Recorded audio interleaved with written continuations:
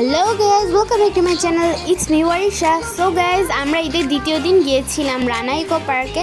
আর ওখানকার জায়গাটা অনেক মজার ছিল, আমরা অনেক খুশি হয়েছিলাম। আর আমি এই ড্রেসটা পরে ঈদের দিন রানা ইকো পার্কে গিয়েছিলাম। ওখানে আমরা অনেকগুলো রাইডে উঠি, আর আমার সবচেয়ে নাগরদোলায় উঠে মজা লেগেছিলো, একটু ভয়ও লেগেছিলো।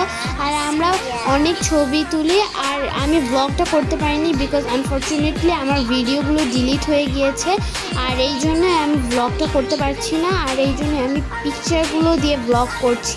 আমার কাছে একটাই ভিডিও ছিল যেখানে আমার সাথে আমার নান, আমার বোনের মাম্মা যাচ্ছিল, আর আমার কাজিনও যাচ্ছিল, কিন্তু ওকে আমি দেখাইনি।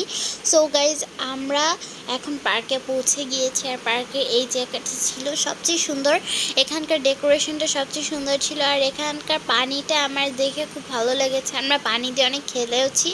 আর গাইজ, আমরা সন্ধ্যায় বাসায় ফিরি। So bye bye guys, and Eid Mobarak.